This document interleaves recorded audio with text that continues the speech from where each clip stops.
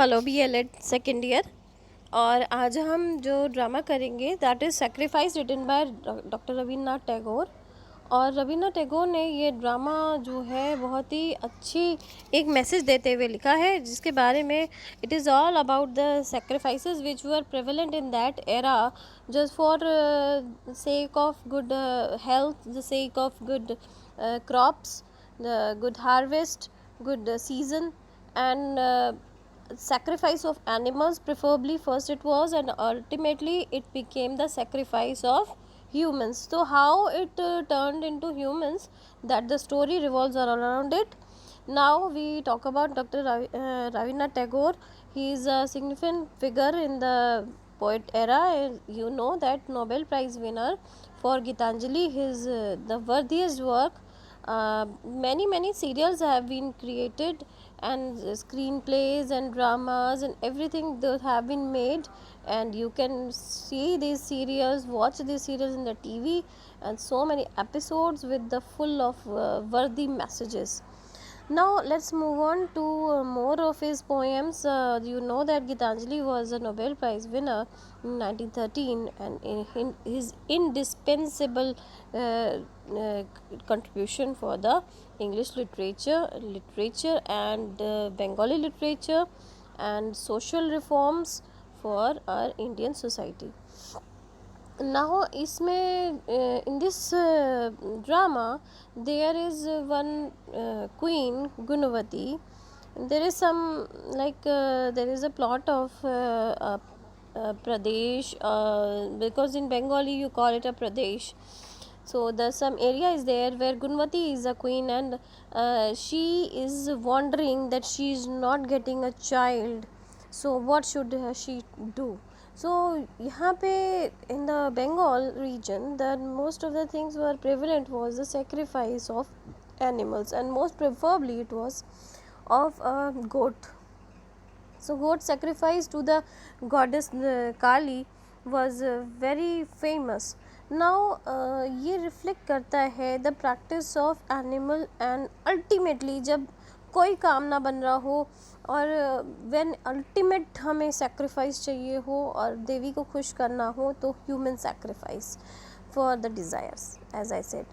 Now an extreme form of sacrifice is that now Gunavati was I told you they're expecting ki was demanding a child. So the what they used to they used to praise the spiritual gurus, their priests. So the priests sometimes used to think themselves as the more powerful ones than the kings.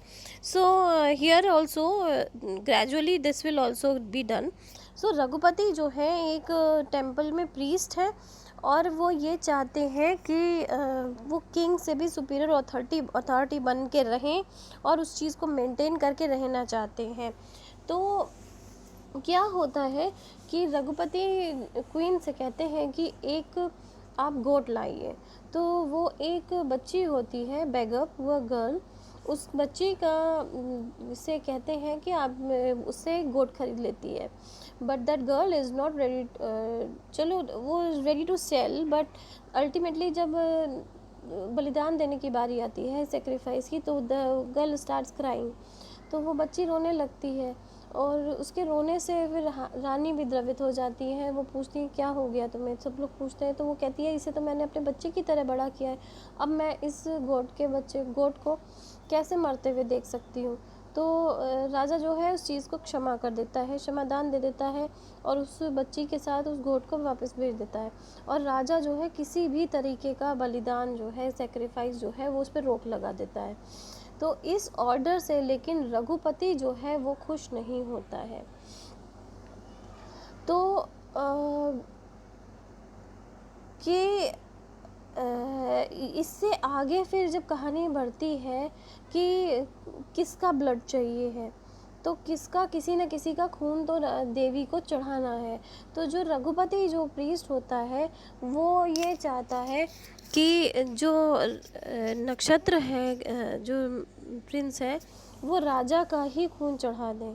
तो ये planning बनने लगती है कि राजा का खून चढ़ाया जाए और राजा को मार दिया जाए.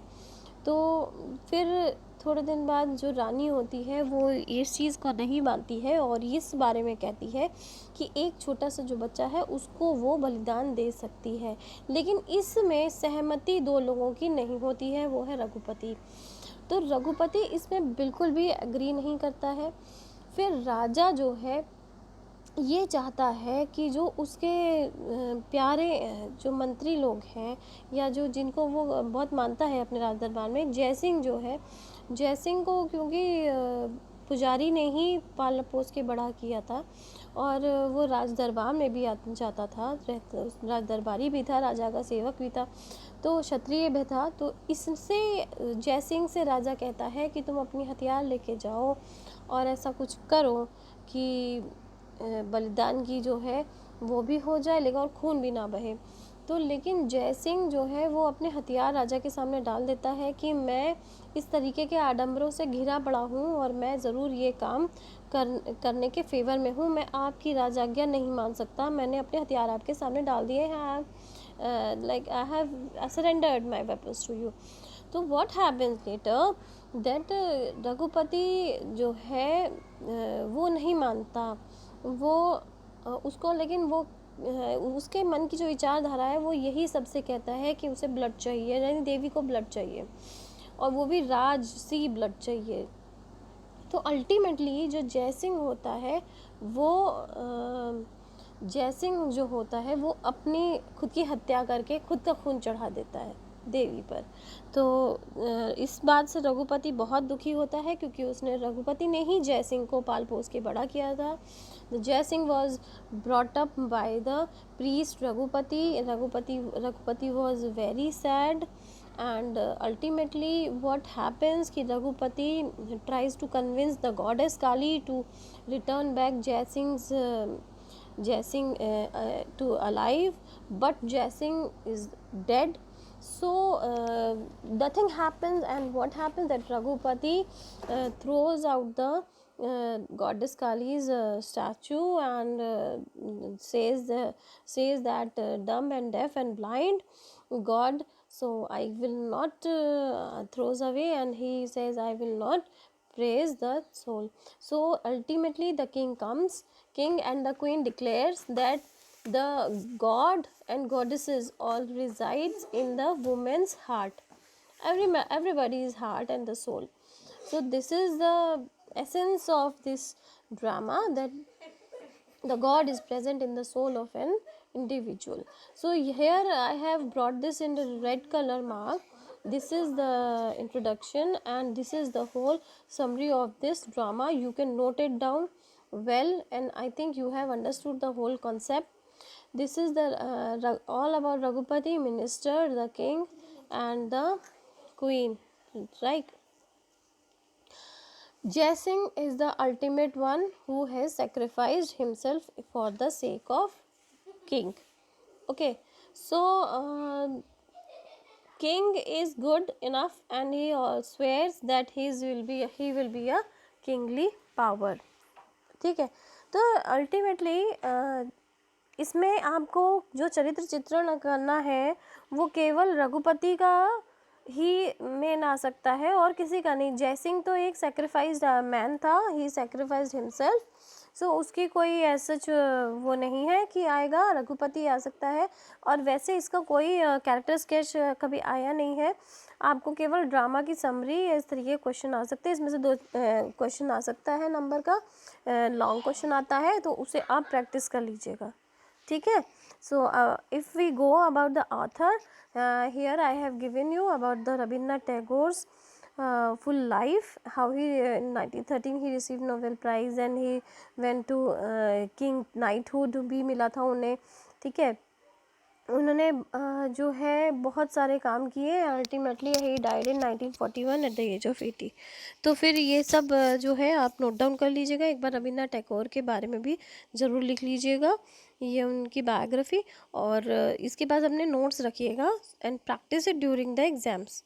सो okay, take care and study well.